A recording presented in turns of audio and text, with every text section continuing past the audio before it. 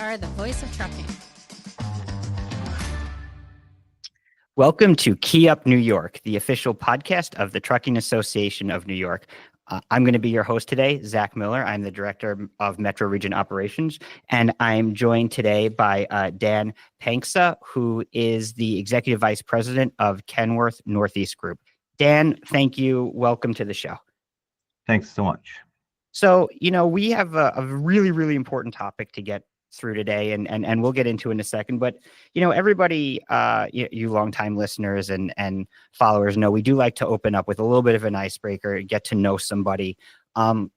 So I'm curious, Dan, if you don't mind sharing a fun fact about yourself that most people don't know about you. And I know I'm putting you on the spot, so I'll give you a couple minutes to think about it. So mine is that I am actually an owner of multiple professional sports franchises. I have a share in the Green Bay Packers, which is fine because I'm a Jets fan and that has no impact. But I also am a shareholder in the Atlanta Braves, which is a little challenging because I am a diehard Mets fan. The reason why I bought the Braves share was because ever since I bought the Packers share like about a year after they won the Super Bowl. And I was like, well, they have Aaron Rodgers and he's 27 years old. So obviously I'm going to win more Super Bowls. And I think everybody who follows football knows Aaron Rodgers does not do particularly well in the playoffs. This year, he doesn't do particularly well whatsoever. And so clearly there's some sort of jinx on me in my ability to win a championship. And I thought, let me take that and put that on the Atlanta Braves. And I'm very happy to say that since I have purchased a share in the Atlanta Braves, they have not advanced in the playoffs. I'm actually an Atlanta Braves fan purely because when I'm 59 now, and when I was younger, there was only certain teams that you could watch on TV when you were my age. When you're 10, 12, 15, 18 years old, and it was TBS, Atlanta Braves, right? Because Ted Turner owned both of them. And it was Notre Dame, because Notre Dame had the contract on Channel 2. So I'm still a Notre Dame fan today for the same reason, is because NBC used to have 10-year contracts and they had the Notre Dame game on. You didn't have the TV stations you have today and all the sports channels to watch whatever sports team you want to watch. So I became a Yankees fan because of Yes Network. I became a Braves fan because of TBS, and I'm a Notre Dame fan because of the NBC. So, I don't know if I really have a fun fact, but just my younger days of my adding on to your sports ownership, I became sports fans other than my home team, which. Anybody that's listening that watched Sunday Night Football, I happened to be at that game on Sunday night. It's good to be a Buffalo Bills fan and enjoying that ride right now. No, absolutely. And it's funny, like, we will get into ACT, I promise, but it's funny because I am between just everybody, who I work with, either through membership or staff at Tanny, who's such big Bills fans, the fact that the Jets have been in the toilet for quite some time.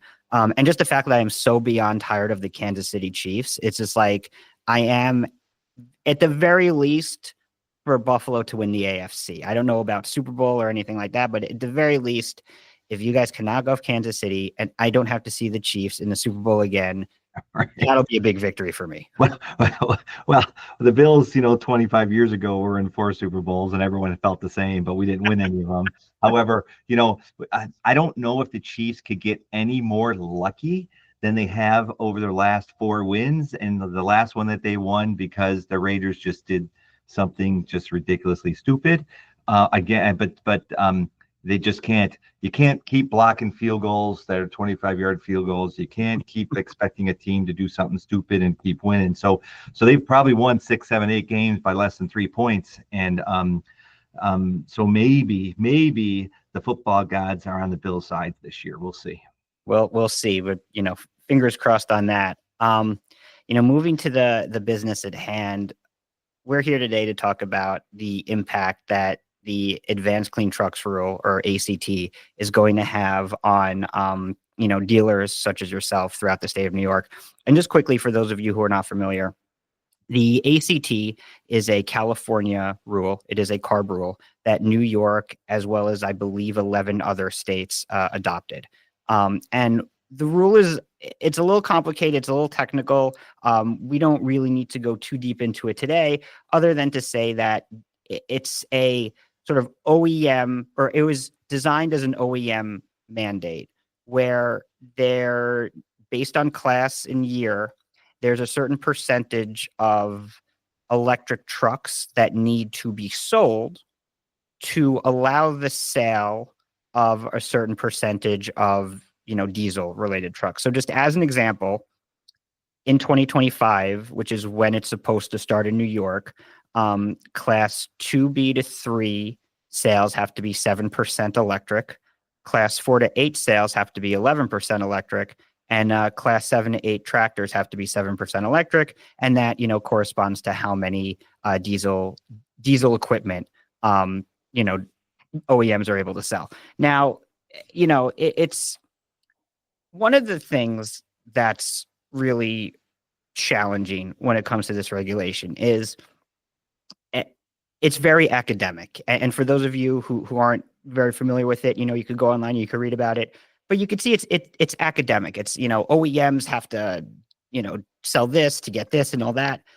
The challenge is, they put in what is essentially an OEM mandate without looking at the other side of the equation, which is, well, it takes two parties to facilitate a transaction. There does need to be a buyer involved. And when it comes to equipment sales, there's also a dealer involved. That is the point of sale. So there are a lot of nuances and factors that were not taken into account when this rule was written and adopted by the state of New York. And so it's really important that we get that dealer perspective. So Dan, if you don't mind just explaining what impact ACT is going to have on your operations.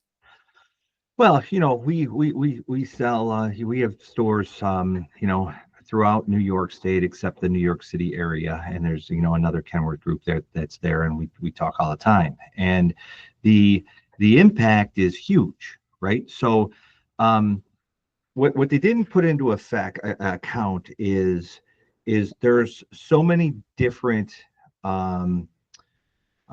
products that we sell that aren't even able to be an electric vehicle, right? So so not only the simple ones that you might recognize of the tractor trailer with a van trailer going down the road, you can get that electric vehicle. And then you have some straight trucks with a box on it. You can do that electric. But what about the dump truck, right? There are no dump trucks, small or large, that are electric. So what do those people do? They have to wait for a dealership to sell an electric vehicle, so that dealer gets a waiver, so I can sell that particular customer a diesel. So they can't, if they and the thing that when I was in Washington D.C. A few years ago, and we were talking to the EPA, our country was built on these people that started a company from very small, and they grew their company. And in our trucking world, excavation companies, dump truck companies, all these people that have built your houses in the businesses and stadiums and companies and supermarkets and all these things, they are in the middle of this nightmare. They cannot buy a truck starting January 1st unless by chance we sell an electric and we can get a waiver. But let me just be clear.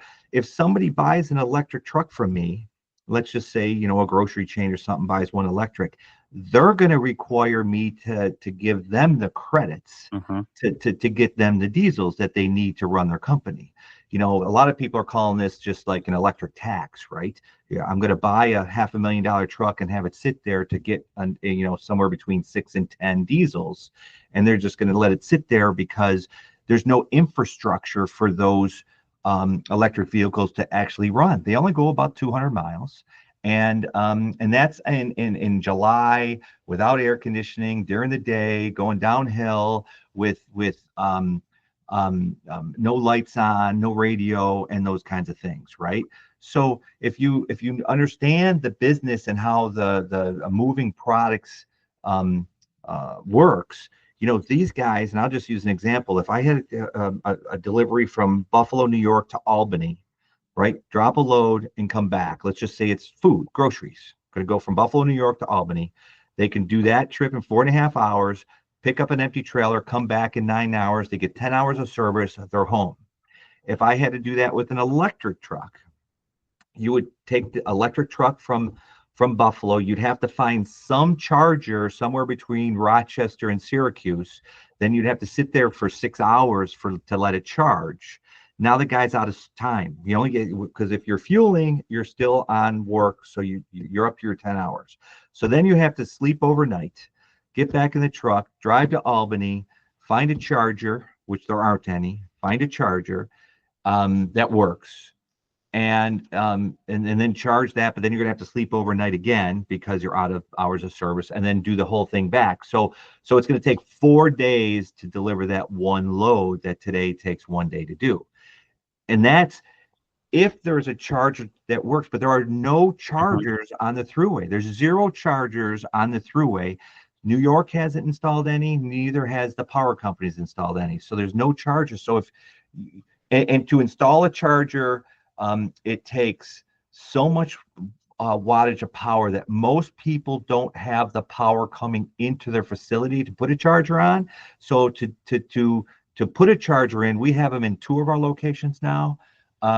It takes at least a year, if not a year and a half, to get them to change, to put a bigger transformer on the pole, those big cylinder cans that are on the pole out front, that can take the power to put into your building. So you're a year and a half or 2 years out before that happens, and about $250,000.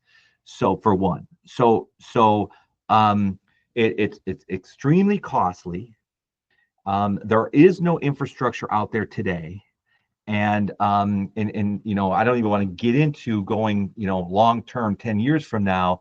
If you go on the thruway and you're looking at their rest stops and the fueling stations, and you see those, diesel trucks pulling in to fill up, it takes about 20 minutes to fill up 300 gallons. And if it took 6 hours, how large would those fueling stations have to be to make sure that we can get our products that we use for every single day, right? People forget during COVID, everyone stayed home. Nobody left their house. But what happened? Truckers got you the products so you can survive during that 2-year period and still function in life, right? But today, we're telling you, or the state's saying, we don't care about that. Right? We don't care. So that's a challenge that the dealership has. Is one, we have to sell an electric vehicle but just to be clear, I have not quoted one electric vehicle yet. Nobody wants them, right? I have 2 on the ground that we have ordered to show customers. Nobody wants to see them or hear them or touch them, they have no interest. Then if we don't sell an electric vehicle, we get no credits to sell diesel, which is what everybody wants.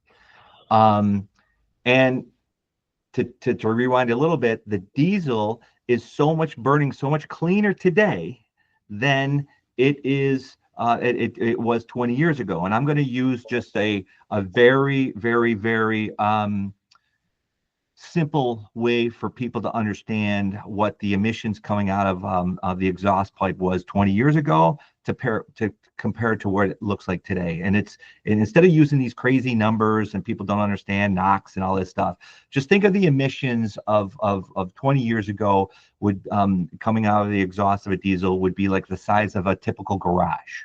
Okay. It was a lot. Black smoke was coming up, you'd get behind it, you could smell it, you could taste it, it was sooty, it was bad, right? And then, somewhere in 2000, let's just call it, they started to really clamped down on the emissions. The engine manufacturers had to make it cleaner. So it went from the size of the garage to, let's just call it the size of a pickup truck, right? So it was like, hey, they kind of cut it in half and it was pretty good. And then let's say, 5-6 years later, they took it from the size of a pickup truck and they did it to the size of like a desk in your office, right? So it's like, okay, so it went from the size of a garage to the size of your desk. Then it went to, 5 years later, it went to the size of a shoebox. It's like, hey, that's pretty impressive, right? It's like, they got this emissions to really to be impactful now, to where it's not, hurting the atmosphere. And then 5-6 years ago, they got it from the size of a shoebox to a size of a ring box. So it's literally in a smoggy area, the air going into the truck is dirtier than the air coming out of the truck, right? So let's not talk about what trucks were 10 years ago, other than those trucks need to get off the road. Yep. Right. But what the trucks are today, I don't have the exact number, but if you had one truck from 20 years ago drive from Boston to California, you could have something in the neighborhood of 37 or 40 trucks drive from Boston to California today, and it would burn the same emissions. Right. So that's the challenge. And that's what people aren't understanding, is the diesel trucks today aren't as dirty as people think. But the old stuff is, and we're not saying electrification is not where we want this to go. We're just saying the infrastructure and the manufacturing is just not ready for it. Yeah, I spot on all those points. And that's to say nothing even of things like renewable diesel and biofuels and even other ways to power diesel engines to make them even more efficient. There's a stat that we have, and I really hope I don't say it backwards, but it's basically like a truck, a 1988 model truck will produce the same emissions as 60 trucks today. So it is incredible what the industry has done and continues to do. And even to your point, you gave a perfect example of, my gosh, you talk about a region that is very reliant on trucks. About 90% of freight, in our region is transported via truck. To force these extended trips, you're talking about between supply chain challenges that would create, between cost challenges that would create, between, frankly, the possibility and strong possibility, I think, of even more trucks on the road, which is another thing we're trying to reduce. Your example was perfect. I've given the example in New York City. It's just like, we have members that are based up in Rochester that deliver to the Bronx, daily. How are they supposed to do that on an electric truck? Today it's impossible. Well, here's the thing: is they're not gonna, right? So this is what all my customers are telling me. They're just not gonna. So they're gonna buy older vehicles, the ones that they could find, the ones that are going to burn, a lot more emissions than the newer vehicles, and they're going to fix them and run them because that's okay. So to burn older stuff and to harm the environment is okay, but to have a new truck, diesel, that burns much cleaner than anything that's older than 5 years. It burns much cleaner, and it would be different if the industry was ready for it, but the New York State gave themselves a waiver, so because they weren't prepared. There are no chargers, there are no trucks that you can make to make a dump truck or a plow truck or a sweeper or a garbage truck that works in electrification. So New York State just, I don't know, a few months ago looked at this and said, I was on the call the one time when the head DOT person was like, oh my God, we need to buy trucks. This is not going to work for us. And I'm like, well, you can't buy trucks just like all of our other customers. And I believe it was a lady at the time says, well, we're going to change that. And they did, right? And they gave themselves a waiver for if it's a plow truck, if it's a garbage truck that you put a plow in front of it, because New York City does that, or a sweeper, help me understand that one. You get a waiver, so New York State's saying that you don't have to follow the ACT rules. But what about all of the businesses that are in New York State that don't have the power to give themselves a waiver? What are they going to do? A small mom and pop guy that has a dump truck and it starts on fire, or it rolls over, or it's just too old and he needs to upgrade. Now that guy would upgrade his truck to a newer, cleaner truck, but he can't, right? He can't do it, right? So they go out of business. Then they have to leave the state to keep their business going. And there's thousands of those guys in the states. There's more truckers in there that deliver products to our and help our economy in New York State than people realize. And they're out there every single day. And people look at them and say, oh, they're big and they're this and that. But that's how we get our stuff, right? That's how we get our stuff. 100%. I think the last statistic I saw was like 1 in 29 jobs in the state of New York is in the trucking industry. And it is, to your point, it is such a diverse industry. Yes, people have an image when they hear the word truck of what, there's something that pops into their head of what it looks like. There are so many different types of equipment out there. And I think, Tanny certainly is very, very supportive of electrification where it makes sense. We're starting to see tremendous growth in last mile electrification. We're starting to see really good movement in off-road equipment electrification. But there are so many different pieces of equipment that trucking companies have, many of which is just not ready to be electrified. And there's a lot of frustration that why aren't we moving the needle on things that make sense, to your point? And why are we focusing on like you say, like, why are we worried about dump trucks or sweepers or, things like that when we should be focused on, box trucks and delivery vans and, things that could be electrified. Even cars are working, right? Cars. So I was telling a customer, I said, hey, I just, for the first time, we have a place in Boston too, a store, and my head of service has an electric vehicle, and he says, hey, let's go for a ride. And it kind of was good. We had to stop twice to fill up. We had to find a Walmart, and we had to get off the highway. But if you had a 2-car household, right? You had a 2-car household, and let's call it in the next 3 to 5 years, the state said one of the 2 cars had to be electrification or an alternative fuel, and one could be gas, right? That's a start. That helps get more chargers out there. And if you had to go on a long trip to Albany, you take the gas vehicle, you go there. But if you're going back and forth to work in town, the electric vehicle would be fine to go back and forth. So you have alternate options. But the system the system's starting to get prepared for electrification. But trucks aren't that way. They don't just go 100 miles, right? A trucker goes out, he's gone for sometimes 3-4 weeks at a time, right? And they're saying, well, we have systems in place to let that not be. Well, what's the system? What's the system for a dump truck to buy a diesel truck? Well, you have to sell an electric truck. Well, no one's buying one. Mm-hmm. And they're not buying one because there's no infrastructure. And the infrastructure was on the state to put the infrastructure in, and they didn't do anything. But then they've realized they didn't do anything, so they gave themselves a waiver, right? But they didn't give anybody else in the state a waiver. And to help, I would love somebody to explain to all of those companies that pay their taxes, that are good citizens, and they donate to their charities, and they're just good human beings. Tell them that they're going to be out of business because you can't buy something to keep your truck business going, right? I don't understand it. And we all want clean air. We understand it. It's just the industry's not prepared for it. It's just not ready. No, I mean, the state of New York is not ready. And I think that's where you're seeing a lot of scrambling. I really loved your point, too, about how, the unintended consequence of this is keeping older equipment on the road instead of replacing it with far, far superior newer equipment. So I'm curious, on average, before, pre-ACT, on average, how many trucks do you guys sell in a year? Well, we've grown, right? So we've expanded our footprint. So today I would tell you, any given year we would sell somewhere between 600 and 1,000 units. So it's a lot in the trucking industry. And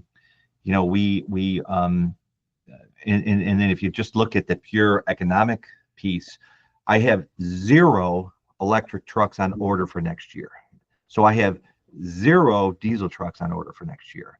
Normally, if you sell 600 to 1,000, you'd have somewhere between 60 and 100 a month coming in. And then think about the sales tax revenue that the state's going to lose on that, right? The sales tax revenue and the FET revenue, which is it goes to the the government, the federal government, Mhm. but still the sales tax, everyone's somewhere between 7.5% and 8.5%, 9%. And if an average truck's, call it 100, if average, call it $150,000, you're talking 12,000 times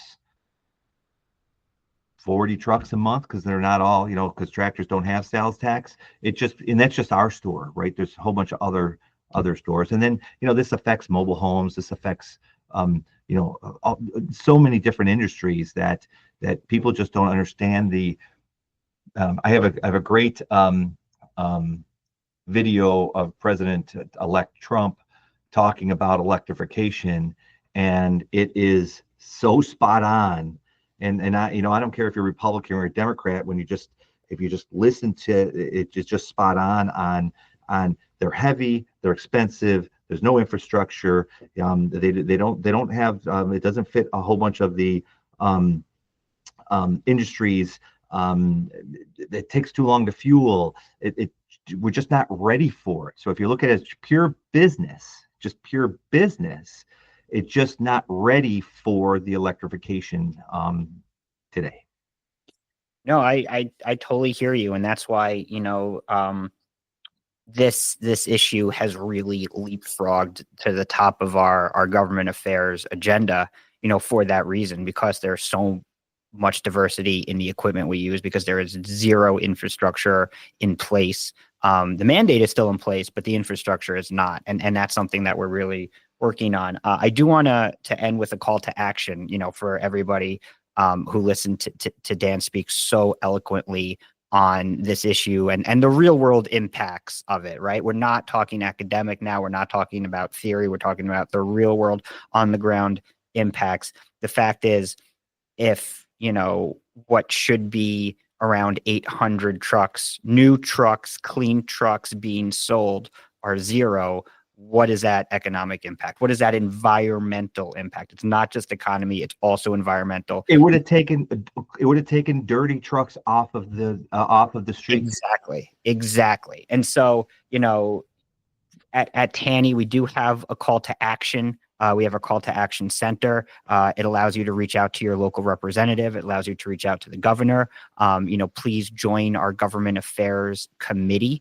This is one of our top, if not the top issues that we're dealing with. And that's why it's so important to get involved. Dan, thank you so much for joining us today. Thank you so much for the work that you're doing. Can't tell you how much we appreciate it.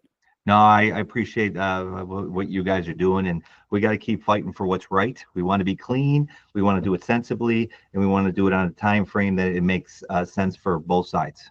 That's exactly it. And we can get there. We can get to our 2050 goals. This isn't an if or. It's we can get there, but we need a really strong roadmap to do it.